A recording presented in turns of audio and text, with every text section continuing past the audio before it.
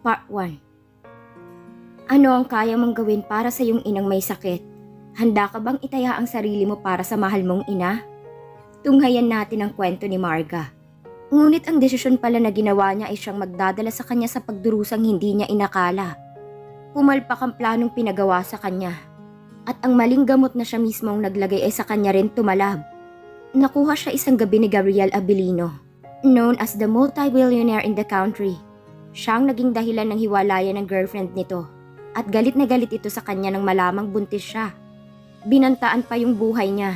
Siya ang lumabas na masama sa mata ng lahat. Ngunit ang tunay na may pakananon ay ang mismong kapatid ng girlfriend nito na siyang nag-utos sa kanya. Pinalabas niyang nawala ang baby niya at nagpakalayo-layo siya. Sinikap niyang itago ang anak niya at nangakong hindi na kailanman babalik sa lugar na yon. Ngunit muling nag-cruise ang mga landas nila. Muli ay nagdanas siya ng matinding pananakit at paghihirap na akala niya'y natakasan na niya. Magandang araw po sa inyong lahat mga giliw naming tagapakinig. Samahan niyo po sana ako sa isa na namang love story na tiyak na magpapa-inlove sa ating lahat. Mga kwento na magpaparamdam ng mga pusong sugatan, mga pusong sawi, at mga pusong puno ng pagmamahal. Pero bago tayo magpatuloy, kung bago ka pa lamang sa aking channel, ay paki-like po ng subscribe button, gayon din ang bell icon para lagi kayong updated sa mga parating ko pang uploads. Come on Marga, just think about it. Simple lang ang gagawin mo. Kapalit nun ay mapagamot mo na si Yaya. Tukoy niya sa aking ina na matagal na niyang yaya. Nagdadalawang isip ako sa gusto niyang ipagawa sa akin dahil natatakot ako. Ngunit buhay ni Mama ang nakasalalay dito. Malala ng sakit niya. At kung magiging makasarili ako'y tuluyan siyang mawawala sa akin. Wala akong choice kundi gawin yung ipinapagawa niya. Malaki ang galit niya sa kapatid niya na walang kaalam-alam. Ayaw niya itong maging masaya. Kaya gusto niyang sirain ang nalalapit na kasal nito. Ang kailangan mo lang gawin ay ilagay itong gamot sa iniinom ni Gabriel Abilino. Then you can earn money, di ba? Simple lang. Tukoy ng babae dun sa fiancé ng kapatid niya. At hindi ko pa nakita ng personal yon. Ngunit madalas ko siyang nakikita sa magazine. Usually sa New Issues magazines. Isa itong kilalang top billionaire. After nun, anong gagawin mo? Of course, may mangyayari sa aming dalawa. Nagulat ako sa sinabi niya. Nakita ko siyang napangisi at hindi ko alam na sobrang laki pala talaga ng galit niya sa kapatid niya para gawin ito. I will ruin everything with her. She don't deserve to be happy. Siya na lang lagi. Siya lang yung mahalaga. Pues paninindigan ko ang pagiging masama ko. Narinig kong pagtawa niya sa tabi ko. Magugulat na lang talaga siya. I wanna see her crying. Kaya ikaw Marga, don't feel nervous. Isipin mo ang nanay mo and leave everything on me after you did it. Do it now. Matagal namin itong plinano. Ipinasok niya ako sa isang sikat na resto bar kung saan laging napapadpad na lalaking yun kasama ang mga kaibigan niya. Isa akong waiter at medyo kinakabahan ako sa gagawin ko. Pasimple ko nilagyan ng gamot yung order niyang drink. At may iilang stop ng resto bar din kaming kasabwat. Kanina pa sila nagiinuman kaya I'm sure na may mga tama na sila. Medyo nanginginig ang mga tuhod ko papalapit sa table nila. Kanina ko pa nilagay yung gamot. Kaya mas mabilis ang epekto lalo nang humalo ng husto sa inumin niya. Ngunit hindi ko maipaliwanag yung naramdaman ko nang dumako ang mga mata niya sa akin. Gayon din ang mga kaibigan niya. Hindi na ako nagtaka kung bakit gustong maagaw ni Ma'am Trina ang lalaking ito sa kapatid niya. Dahil may taglay pala itong nakakapanindig balahibong kagapuhan at malakas na karisma. Bumalik agad ako sa pwesto ko kanina at paglingon ko ay nakita ko siyang tinungga yung inumin niya. Para akong nabunutan ng tinik nang makita ko siyang may kausap sa phone niya. Ibig sabihin tapos na ang trabaho ko at si Ma'am Trina ang kausap ng lalaki dahil ninakaw nito ang phone ng kapatid niyang si Ma'am Jana. At nagkunwaring siya ito. Nandun siya sa isang VIP room at pupuntahan niya dun si Sir Gabriel. At may nakaset up na kamera doon. At ang video ang ipapakita ni Ma'am Trina sa kapatid niya para hindi matuloy ang kasal. Umalis na rin ako dahil nakokonsensya ako. Isa pa tapos ng trabaho ko. Ngunit dumaan ako sa isang VIP room kung nasaan ang mga gamit ko. Ngunit gano'n na lang ang panindig ng balahibo ko nang kakapasok ko pa lang ay muli itong bumukas. Konting ilaw ang nakabukas kaya hindi ko kilala ang taong bigla na lang yumakap mula sa likod ko at mabilis akong hinalikan sa leeg. Napasigaw ako at nagpumiglas, ngunit hindi ko kaya ang lakas niya. Lahat ginawa ko ngunit tanging hikbi na lang ang nagawa ko. Hindi ako makapaniwala sa mga nangyari habang ginagalaw niya ako. At mas lalo akong napaiyak ng paulit-ulit niyang binabanggit ang pangalan ni Ma'am Jana. At doon ko lang napagtanto kung sino siya. At di ako makapaniwala na ang gamot na ako mismong naglagay ay sa akin din nagamit.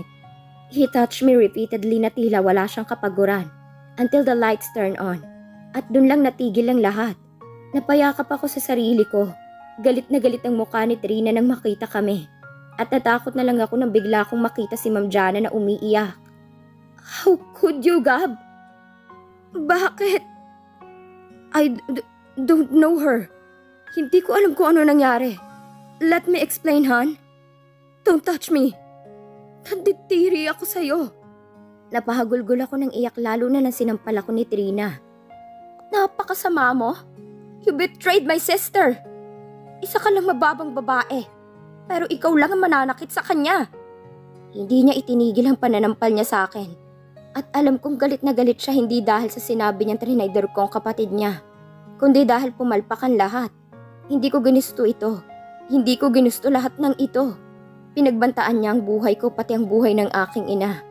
Kaya natakot akong magsumbong kung ano ang totoo. Pinalayas niya kami at tinanggal niya pati ang scholarship ko. From now on, I will be your dark nightmare. Isa ka rin pala sa magiging karibal ko? Ako dapat yon at hindi ikaw. Tama na. Hindi ko ginusto yon. Hindi ko alam na doon siya naligaw. Ang sabihin mo, gusto mo rin makisawsaw, Marga. Dahil pera din ang habol mo. You planned it. You planned it. Lahat ng pananakit ay naranasan ko. Lalo na nang nahanap ako ni Sir Gabriel. Galit na galit siya at tila gusto niya akong mawala. Kinaladkad niya ako ngunit pinigilan siya ni Trina ng akmang itutulak niya ako sa mataas na tulay. Umiiyak ako nang iniwan kami ng lalaking yun. At kaya pala nagkunwari siyang iniligtas ako dahil nalaman niyang nagdadalang tao ako. Gusto niyang sa kanya mapunta ang anak ko para mapupunta din sa kanya si Sir Gabriel. At ipapaalam lang daw kapag nanganak na ako. At pwede na daw akong magpakalayo-layo. Ngunit ipinalabas kong nawala ang bata. Kaya mas lalo siyang nagalit sa akin. Kaya nang makawala ako'y pinangako ko sa sarili ko na huling pananakit na nila yun sa akin. Ako ang lumabas na may kasalanan kaya hindi natuloy ang kasal nila. At ang huling banta ng lalaking yun ang hindi ko makakalimutan. Once I saw your face again, I swear hindi ka na makakaligtas sa akin. Galit na wika ng binata. Si Papa. That's right, then punch it. One more. Okay, very good. Sabihin mo masama kang tao. Wala kang puso. Dexter, masama yan. Higil ko sa anak ko at sinamaan ng tingin na nagturo sa kanya. Ano ba, Oscar? Tumigil ka na. Huwag mo naman turuan akong ano-ano ang anak ko. What's wrong? Tinuturuan ko lang kung paano mag-defense ng sarili niya. In order of, baka mag-cross ulit ang landas nyo ng... No! Hindi na, Oscar. Hindi na mangyayari yon. Kaya tigilan mo ng kakaturo ng taekwondo at kung ano-ano pa sa anak ko. Nagkibit balikat lang siya at tinanggal ang glove sa kamay ni Dexter. Pero hindi ako titigil, Marga. I'm doing this for you and for Dexter. Why? If it has happened, malalabanan mo ba siya? Oras ba na malaman niyang lahat ay, tama na please? Naiintindihan ko naman kung bakit gusto niyang matuto ang anak ko. Pero ang magmuray hindi na tama yun. Mama? Why do I need to practice it po? And why are we always like hiding? Nagkatinginan kami ni Oscar at napabuntong hininga ako. There's a bad person who wants to get you away from me. At hindi kakayanin ni Mama yon. But I can fight back, Mama. I will protect you from those bad persons. Diba tinuruan ako ni Uncle Oscar? Hinipo ko siya sa pisngi at wala akong maisagot sa kanya. Dahil kung sakali mang mag-cross ang mga landas namin, wala namang silbi lahat ng itinuro ni Oscar sa anak ko. Kaya nga itinago ko siya at inilihim ko ang lahat na pinagbuntis ko na siya. At hindi ko alam ang gagawin pag inilayo nilang anak ko sa akin. At gagawin kong lahat para itago siya. At walang dapat makaalam na lihim kong ipinanganak ang anak ng bilyonaryo. Dexter and I was staying at his uncle's Oscar's penthouse. 6 na taon na ang lumipas. At hindi na ako kailanman babalik pa sa lugar na yon. Ang lugar kung saan naranasan kong tunay na madilim na nakaraan. As long as I can hide my son, gagawin ko. I will never let them to lay their hands to Dexter. That's his name. Basta paggising ko sa isang medical clinic na isulat na ni Oscar ang name niya. Hindi man lang ako hinintay na magising bago gawa ng pangalan ng anak ko. Pero hinayaan ko na. I am working as a teacher at San Agustin Elementary School. At buti na lang nakapagtapos pa rin ako ng college. Kahit nawalan ako ng scholarship noon. I hate everything happened that time. Because of Trina nawala si Mama. Basta na lang kasi niya pinaalis si Mama sa hospital and she talked the hospital staffs na paalisin kami. Parang mababaliw ako kakaisip ng paraan kung paano siya ipagamot. But I haven't enough money to confine her again. And then her time has come. Iniwan niya akong mag-isa. I was helpless pregnant. Till I met Oscar at siyang nagmamay-ari ng resto bar na yon. Kung saan nangyari ang lahat ng masakit na nangyari sa buhay ko. Tinulungan niya ako. Oo, babae siya. Pero parang ngayon totally lesbian. Nagagalit siya pag tinatawag ko siyang Odette. That's her name. Pero para talaga siyang lalaki the way she walk. The way she move and I prepare to call her Oscar, not Odette. Malaki ang utang na loob ko sa kanya at sobrang buti niyang kaibigan. I checked my watch and 5 minutes had left and it's time. Okay, time's up. Pass your paper. Wika ko at napatigil sila sa pagsagot. Pero yung ibang students ko tapos na. Pero meron talagang mabagal. Goodbye class. See you tomorrow. Salamat at paalam Mang Domingo. Inayos kong mga gamit at lumabas na ng room. Dumiretso ako sa faculty room. Pagdating ko'y nakaupo na si Dexter sa chair ko. Hinalikan ko siya sa pisngi na ikinangiti ng anak ko. Iniwan ko kasi siya dito. And may mga fellow teachers naman na tumitingin sa kanya. He kissed me in my left cheek. Saka ko siya pinalitan ng damit. He is now a kindergarten student. Mama, are we going to Uncle Oscar? Yes, turn around. Lagyan natin ng pulbo yung likod mo. Lumabas na kami at napatingin ako sa lalaking naka-black suit sa tabi ng gate. He was staring at us and I just looked away. Dali-dali akong naglakad bitbit si Dexter. My heart pounded so hard. Last day may nakita rin ako naka-black suit sa labas ng school. At ngayon, there is a black suit guy again. Tila may hinihintay siya. Pumara ako ng taxi and I was shaking right now. I don't know why I felt this. I called Oscar but he said he is now on his resto bar. Marami siyang branches at hanggang dito ay meron siya. While I'm talking to Oscar, basta na lang ako pinanlamigan ng kamay. Nang makitang kanina pa sumusunod sa amin ang black SUV na yon. Kuya, sa Oscar resto bar lang. Tumango siya sa akin habang nilalaro ni Dexter yung isang kamay ko. Pagbaba namin ay di ko na nakita pang kotse na sumusunod sa amin kanina. Sobrang praning ko na. Maybe it's just a coincidence. Naglakad kami ni Dexter papunta sa back door, which is heading to Oscar's office, at kami lang ang pinapapasok ng guard dito. Pagpasok namin sa opisina niya, nakita ko siyang nakaupo sa swivel chair at may kausap siya sa phone niya. Tumakbo si Dexter papunta sa direksyon ni Oscar at binigyan siya ng halik sa pisngi. Pumasok ako sa powder room at nagpalit ng damit. Mamaya pa kami uuwi. Kadalasan nga 10 PM na cause we have to wait for Oscar. And exactly when we reach home, sobrang tulog na ng anak ko. Lumabas na ako and I saw him smirking at me while staring at my body and I heard his whistle. Anong itsura yan? Tanong ko sa kanya na ikinatawa niya. Wala lang. Ang ganda mo ngayong gabi. Kailangan ba talaga makipag-date ka kay Henry? I raised my left eyebrow and sat down on a couch. Henry Evangelista is also known as a multi-rich man. Matagal niya na akong kinukulit since I bumped him a coffee at his white shirt. I apologize but he don't want to forgive me. Unless makipag-date daw ako sa kanya. Kainis talagang mga lalaki ngayon. But I guess hindi naman siya ganun kasama tulad ng ilan. He used to give me some compliments. Pero ngayong gabi tatapatin ko na siya. Na may asawa na ako and it's Oscar. This is our plan. Sobrang kulit kasi ng lalaking yun. Pati sa school inaabala niya ako. And kanina lang talaga hindi niya ako kinulit. Para lang lubayan niya na ako. Napatango siya sa akin at tumabi sa couch. He still didn't know that you already have a child. I shook my head and I crossed my leg. Tiningnan ko yung katawan niya. Hindi halata na babae siya. At magaling siya magboses lalaki. Wala pa bang lalaki? Try to check your phone. Inis talaga siya kay Henry. I checked my phone and I saw a message. It's him. He's already here 20 minutes ago pa. Nandito na daw siya. Kailan tayo lalabas? I asked him and he just rolled his eyes. Ayaw ni Oscar na pinapaaligiran ako ng kung sinong lalaki. Kasi said man is just a disaster for us. Kaya ba naging lesbian siya? Make him wait. Kahit gwapo yun, huwag kang papadala sa kanya, Marga. You understand? Lahat ng lalaking mahalaga lamang ay ang ating katawan. That's all. I just love what I heard from him. Galit siya sa mga lalaki, ba't nag-anyong lalaki siya? Yes, ayoko naman talaga sa kanya. Dexter is enough for me. I frowned as I look around. Where's my son? Tumayo agad ako, sobrang lakas ng tibok ng puso ko. No, wag ang anak ko, please. Oscar, where's Dexter? I hysterically asked him. Bigla na lang napakabog ng sobrang lakas ang dibdib ko. Kainis, nandito lang siya kanina. Calm down, Marga. I will call my guards para tulungan tayo. Naiiyak ako habang sinusuhid yung buong office ni Oscar. But I can't find my son. Baka lumabas siya.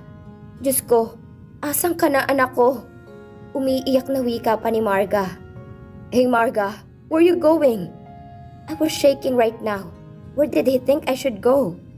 Siyempre hahanapin ang anak ko. Oscar, baka lumabas siya. O baka nasa dance floor na siya. Lakad-takbo yung ginawa namin palabas ng office niya. Medyo madilim pa naman sa labas. Of course, because this is a resto bar. Paano kung may tumangay na sa kanya? Paano kung... No, hindi pwede. Please, Oscar, buksan mo lahat ng ilaw. Please call your men. Ano pa, Marga? Huwag kang magpanik ng ganyan. He would be safe. Wait lang at ako ang pupunta sa storage room. Paano wag akong magkaganito? Hindi ko nga kilala lahat ng tao sa paligid tapos sasabihin niya na wala akong dapat ikatakot? Pagdating ko sa labas, the place was so dim. Parang gusto kong umiyak habang sinusuyod yung paningin ko. Paano ko siya mahahanap agad? Ang daming tao. Naglakad ako at nanginginig ng mga tuhod ko. Muntik pa akong ma-out of balance dahil may nakabangga akong waiter. We apologized each other at sabay pa kami sa pagsalita. And agad akong umalis. Parang nahihilo ako kakatitig sa mga tao. Lalo na sa nakakasilaw at paiba-ibang direksyon ng mga ilaw. Ba't ang tagal ni Oscar na buksan lahat ng ilaw? My God! Dexter, where are you? I'm sorry. Please, sorry. May nabangga na naman kasi ako. Pero nagulat ako nang may biglang humawak sa bewang ko. Be careful. It's okay. Mind to dance with me? Agad ko siyang tinulak at amoy alak siya. Umalis ka sa akin! Inis na wika ako. Agad akong umalis at nakita ko pang sinundan niya ako.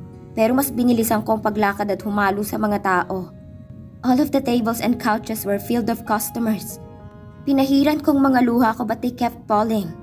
Pero biglang bumukas lahat ng ilaw at natigilan ng lahat ng huminto din ng music. Sobrang lawak ng resto bar at lahat sila ay nagbulungan. Till someone speak using the mic of the disc jockey. I'm sorry for the inconvenience, but please listen to me everyone. I am looking for a 5-year-old kid wearing a gray t-shirt with black cap. Please see me kung sino man ang nakakita. Sabi ni Oscar at nasa tabi siya ng DJ. Luminga ako sa mga tao, but they were now talking. And this is a big embarrassment. Pabaya akong ina, pero wala akong pakailam. Kailangan ko makita ang anak ko. Pero napubuntong hininga ang lahat ng marinig kong boses ng anak ko. Mama, nandito po ako. Mama! Diyos ko, napalingon ng karamihan sa kung saan galing ang boses na yon. And there, I saw him sa isang table na puro lalaki ang nakaupo. Nag-excuse ako sa mga tao. At hindi ko na inisip ang titig ng iba na bigyan nila ako ng daan. Nakita ako ni Dexter. And he called me again. That's why I rushed towards on him. May lalaking nakahawak sa kanya. Ngunit di ko na nakita ang lahat ng nakapaligid sa kanya. Dahil sa sabik na mayakap ang anak ko. Mama! Lumuhod ako at niyakap ko siya. At umiiyak siya ngayon.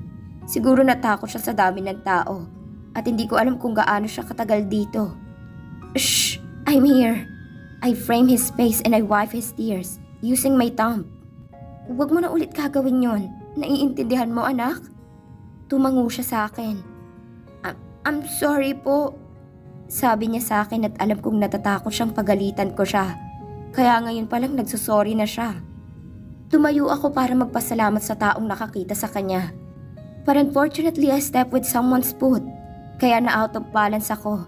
But someone hold my arm para hindi ako matumba. I'm sorry. At salamat sa... Nalaglagan pang ako na makita ang mukha niya.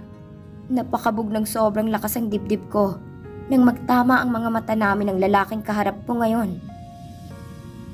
Sino nga ba ang lalaking nasa harapan ko? At dito na po nagtatapos ang kabanata ng ating kwento. Maraming salamat po.